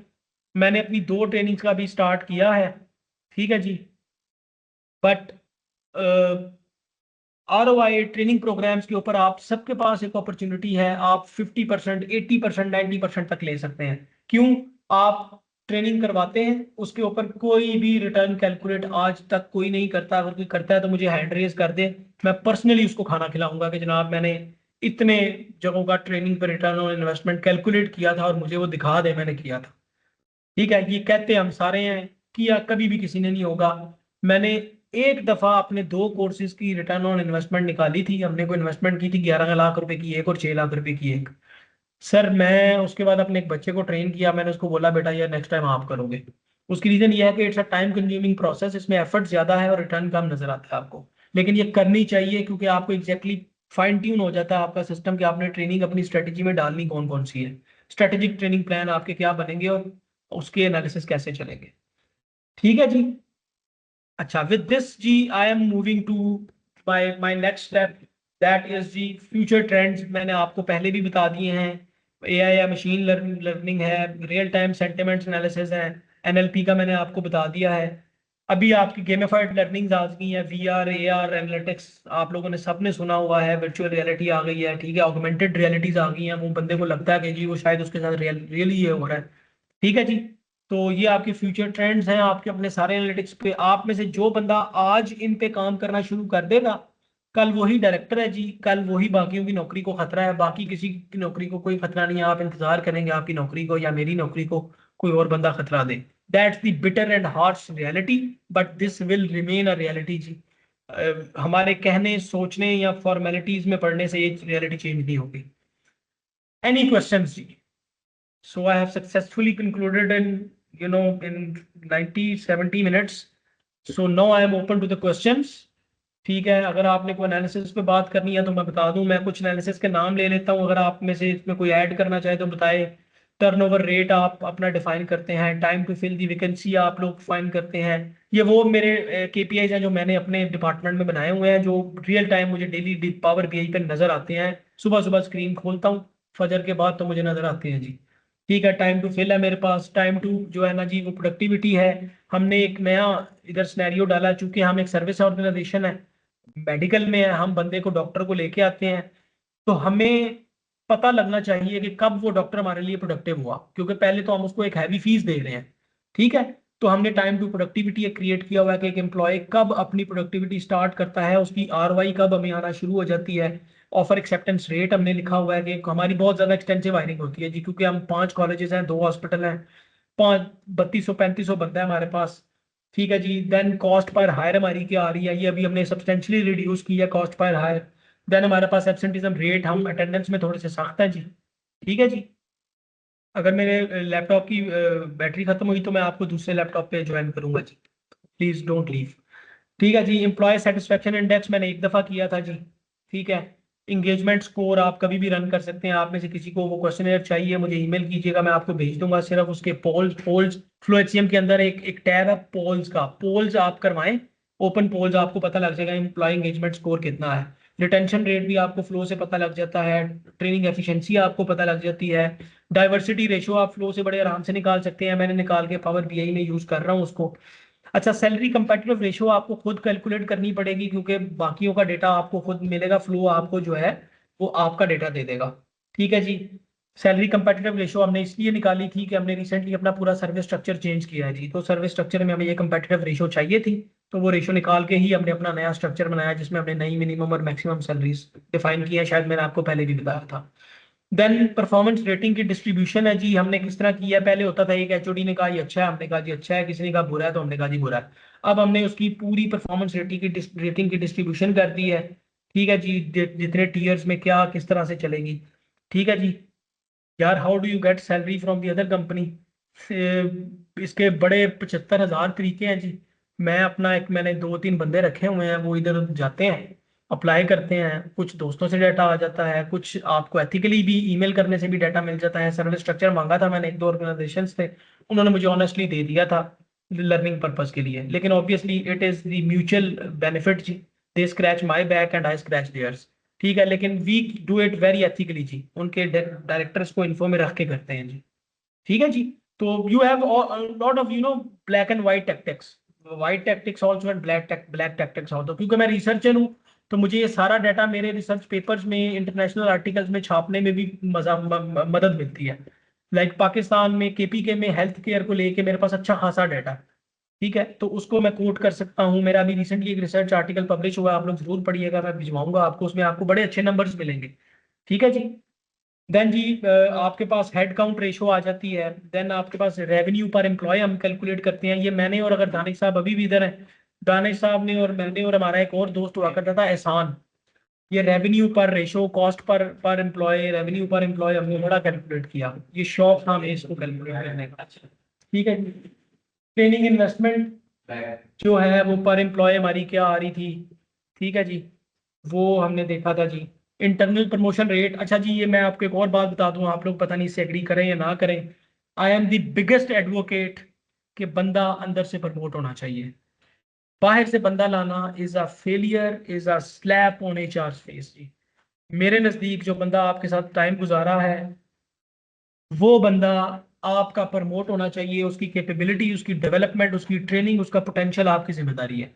वो हाई पोटेंशियल नहीं है, आप उसको बता दें, लेकिन आपकी कामयाबी ये होती है एचआर की कि उसकी बड़ी पोजीशंस कितनी इंटरनली फुलफिल हो रही हैं, तो रिक्वायरमेंट्स फुलफिल हो रही हैं, और इंटरनली कितनी पोजीशंस फिल कर रहा है वो। ठीक है जी, देन आपके बेनिफिट्स यूटिलाइजेशन रेट क्या है आपके एम्प्लॉयज के अंदर। ठीक है जी, लाइक कितने बेनिफिट्स आपने ऑफर किए हुए हैं और कितने एम्प्लॉय यूज कर रहे हैं, लाइक मेरे पास 38 तरह के अलाउंसेज हैं मेरी अपनी ऑर्गेनाइजेशन के अंदर, उन अलाउंसेज में से टोटल 21 22 यूज हो रहे हैं, बाकी 17 जो है वो बिल्कुल ही कोल्ड स्टोरेज में लगे हुए हैं। ठीक है, देन एक बड़ा मशहूर एनालिसिस है, ये अभी हमने अपना स्टार्ट किया, हमारे पास इसका भी डैशबोर्ड है, ये जितनों के मैं नाम ले रहा हूँ इनके मैं आपको डैशबोर्ड्स दे सकता हूँ, मेरे पास अपने हैं। ठीक है जी, एम्प्लॉय नेट प्रमोटर स्कोर जो है जी, ठीक है जी, आपको पता लग जाता है कि शॉर्ट टर्म आप एम्प्लॉय की डिससेटिस्फेक्शन देख सकते हैं, और लॉन्ग टर्म में आप इंगेजमेंट जो है वो एक्टिविटीज देख सकते हैं कि कौन कौन से एम्प्लॉयज की इंगेजमेंट एक्टिविटीज हमें क्रिएट करने की किस लेवल पे जरूरत है जी। ठीक है जी। देन लास्ट जो हम यूज कर रहे हैं जी वो है जी सक्सेशन प्लानिंग और first year attrition rate.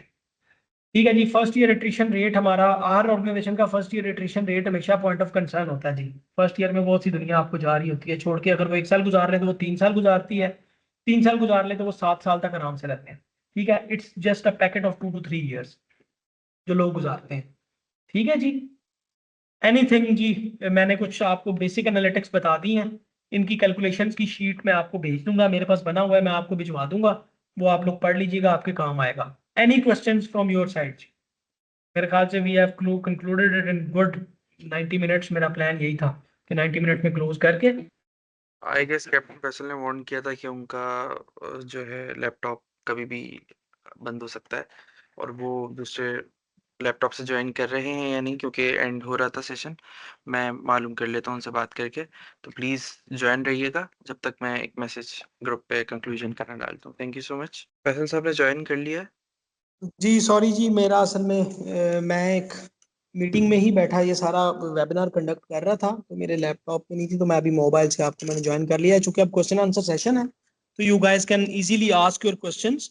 And मैं चूंकि मोबाइल पे हूँ तो मैं मैसेज पता नहीं पढ़ पाऊंगा कि नहीं पढ़ पाऊंगा, तो आप बोलते जाएं, मैं क्वेश्चंस के आंसर करता जाऊंगा जी। ठीक है जी। मैंने ज्यादातर चीजों को कोशिश की है कि स्ट्रेटेजिक और ऑपरेशनल लेवल पे रखूं, नीचे grass root level data entry level पे ना आऊं, ताकि आपको एक अनलॉक जो हमारा बेसिकली मेन एजेंडा था कि unlocking the potential of HR analytics और कंपेटिटिव एज आप कैसे अचीव करते हैं और एक्सीलेंस कैसे अचीव करते हैं, वो पर्पस था जो आपको दिखाना और बताना और समझाना था कि एचआर एनालिटिक्स होती क्या है, इसकी स्ट्रेटेजी बनती कैसे है, इसको इम्प्लीमेंट कैसे किया जाता है, इसके कंपोनेंट्स क्या हैं और इससे क्या क्या बेनिफिट्स अचीव किए जा सकते हैं स्ट्रेटेजिकली एंड ऑपरेशनली। ठीक है जी। तो इस स्कोप को लेके किसी की कोई बात है तो जरूर करें, and apart from that we can always have. Faisal साहब, आपको चैट एक्सेस कर पा रहे हैं आप, ओके। या मैं सवाल पढ़ के आपको बताऊं? नहीं जी, मैं पढ़ पा रहा हूँ जी, मैं मैसेजेस पढ़ पा रहा हूँ। ओके ओके, जबरदस्त। ओके जी। Share is email as well, ये मेरी ईमेल आप लोगों ने किसी ने भिजवा दी है जी। Please share your LinkedIn profile. ये अवैस भाई ये फेवर प्लीज कर दीजिएगा यार, मैं गुमनाम आदमी हूँ, श्योर तो श्योर अगर श्योर, आप मैं कर दूँ। आई थिंक लैब सॉरी जी, I I beg my pardon from the house. जो लोग मुझे पहले से जानते हैं मैं कोई सोशल मीडिया यूज नहीं करता, तो जस्ट शायद लिंक्डइन पे I am available maybe, और व्हाट्सएप। अच्छा जी। आई थिंक लैपटॉप ठीक है जी। You yes yes, you concluded well and handle all. Please share his email as well. Okay Yashwant यार, okay okay. We how to initiate implement data analytics and convince management about the ROI as well. अच्छा, ये मैंने बताया था अपनी चीज के अंदर। अच्छा देखिए हमजा साहब, इंपॉर्टेंट मैंने आपको पहले बताया था कि आपने छोटा स्टार्ट लेना है, शॉर्ट स्टार्ट। अगर आपको मेरी वो स्लाइड पता हो, मैं ये ब्रीफिंग भी शेयर करूंगा, आप सबसे रख लें अपने पास, आपके काम आएगी सबके। आपने शॉर्ट स्टार्ट लेना है। देखें, अगर आप आज उनको कहेंगे ना कि जी मैं सारा डाटा करके सब कुछ कर दूंगा, तो ये एक एक ना सबस बाग दिखाने के मुतरादिफ बात है। इंपॉर्टेंट ये है कि आप पहले एक साइड पकड़ लें। लाइक एक बड़ा हॉट टॉपिक होता है हर ऑर्गेनाइजेशन के अंदर कि सर अटेंडेंस के ऊपर जो है वो क्या एनालिसिस है। आप सिर्फ फ्लो एचसीएम पे जाएं, अटेंडेंस शीट डाउनलोड करें या एम्प्लॉय लिस्ट शीट डाउनलोड करें, उसके ऊपर छोटे छोटे 5 से 6 एनालिसिस बना दें, पिछले 5 साल के या 3 साल के या 2 साल के। ठीक है। वो इनसाइट आई आप जो हैं वो आप दिखा दें कि सर ये इनसाइट है, देखें सर हमारा ये एरिया, इसकी प्रॉफिटेबिलिटी ये है, उसके इंटरपिनिंग मुझे रीजंस ये लग रहे हैं क्योंकि ये डाटा मुझे दिखा रहा है। तो अगर हम ये ट्वीकिंग करें तो चीजें बेहतर हो जाएंगी। सर जिस दिन व्हाट्सएप चेक कर। हमजा साहब आपका पहला एनालिसिस आपने अपना मतलब प्रेजेंट करके कन्विंस कर लिया ना, उसके बाद आपके साथ बात ही एनालिसिस पे हुआ करेगी। ठीक है। ये मैं आपको बताऊं, मैं आपको बड़ी इंटरेस्टिंग बात बताता हूं। मैं अक्सर कहता हूं कि एचआर वाला फाइनेंशियल डिसीजन भी उसके बगैर नामुकम्मल है। सप्लाई चेन, परचेज, हर तरह के डिसीजन एचआर वाले के बगैर नामुकम्मल है भाई। ठीक है। तो छोटा करना है, और इसमें कैसे करना है, मतलब प्रैक्टिकली बिल्कुल आप ठीक कह रहे हैं कि पहली दफा करना हमेशा मुश्किल होता है। तो what I will request is कि आप कभी भी you can just come on flow HCM, उसके साथ हम दोबारा टीम्स में बैठ जाएंगे, मैं आपको हाथ से करना एक दफा सिखा दूंगा कि एग्जैक्टली कौन कौन से टूल यूज करके छोटे छोटे 8-10 एनालिसिस करके एक डैशबोर्ड कैसे सामने रखना है। मैंने कल एक डैशबोर्ड रखना था, मैंने पहले शेयर करना था, मैंने वैस भाई को बोला था कि मैं शेयर करता वो डैशबोर्ड, लेकिन वो डैशबोर्ड किसी वजह से मैं शेयर नहीं कर पा रहा, क्योंकि वो रियल डेटा है मेरे पास एक ऑर्गेनाइजेशन का। वो एक सफे के डैशबोर्ड के ऊपर सर हमने कोई 11 मिलियन का डिसीजन लिया है 15 मिनट के अंदर। अब 11 मिलियन का डिसीजन आप सब्जेक्टिवली लेने बैठेंगे ना तो बातें चलती रहेंगी, बहस के ऊपर बहस चलती रहेगी। ठीक है जी। Any other question? No issues जी। ये all those who know me they know me, पढ़ने पढ़ाने के लिए और सीखने सिखाने के लिए आई एम ऑलवेज देयर जी। ये आप लोगों का हक है हमारे पे और हमारा हक है आप पे। सॉरी, मैं थोड़ा सा like conventional way of teachings में बिलीव नहीं करता, वो लंबी लंबी बातचीत और वो नहीं मेरे से होती यार, तो मैं टू दी पॉइंट इस चीज पे रखता हूँ। ये फ्लो एचसीएम का पिछला हमारा जो कोर्स पूरा रन किया था वो यही किया था मैंने, किस तरह से उसको सारे को यूज करना है। अच्छा सादिया, हमारे 2 कोर्सेज़ लॉन्च होने जा रहे हैं। एक हमारा पीआईबीडी के साथ लॉन्च हो रहा है जो ऑनलाइन होगा, और एक ऑन प्रेमिसेस हमारा कोर्स लॉन्च हो रहा है सिलानी मास आईटी ट्रेनिंग के साथ। होपफुली दोनों दिसंबर के स्टार्ट से लॉन्च हो जाएंगे। तो if you need to get trained, please आप हमसे टच में रहिएगा। ओके मुझे आसिफ साहब ने सवाल पूछा, would you be able to share a template? Asif साहब, मैं मेरे पास तो 20-25 तरह के टेम्पलेट पड़े हैं जो हमारी अपनी डाटा एनालिटिक्स चल रही होती है, डे टू डे एनालिसिस चल रहे होते हैं।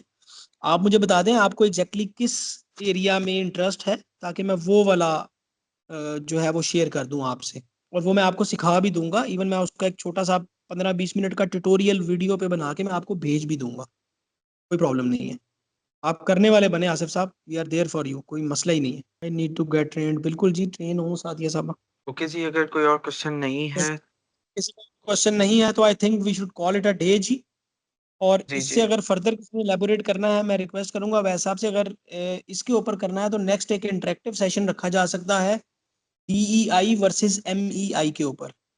दैट विल बी अ, वो जो है कि वो इम्पोर्टेंट सेशन हो सकता है। ठीक है। बिल्कुल, और बिल्कुल। बात तरह से भी आप लोग करना चाहें, ठीक है जी। और सेशन आई बिलीव 1 घंटे का होना चाहिए और 30 मिनट उसमें क्वेश्चंस। ठीक है जी। दैट्स इट, बिल्कुल। 90 मिनट्स गुड एनफ। लंबी क्लास मेरा नहीं ख्याल प्रोडक्टिव हो सकती है। Thank you so much everyone for attending. Thank एक यू वेरी मच जी। Ending note. जज़ाकल्लाह खैर जी। अस्सलाम वालेकुम वरहमतुल्लाह। बहुत शुक्रिया सर फैसल। अच्छा, एक एंडिंग नोट, हम लोग आप सबको जिन लोगों ने ये सेशन अटेंड किया है, आप लोगों से रिक्वेस्ट करेंगे कि हमें एक फीडबैक चाहिए होगा रिगार्डिंग दिस सेशन। उसमें मल्टीपल क्वेश्चंस होंगे। Please make sure to fill it out ताकि हम आगे और भी वेबिनार्स और बेहतर तरीके से रख सकें। Thank you so much everyone for attending. अपना ख्याल रखिएगा। अल्लाह हाफ़िज़।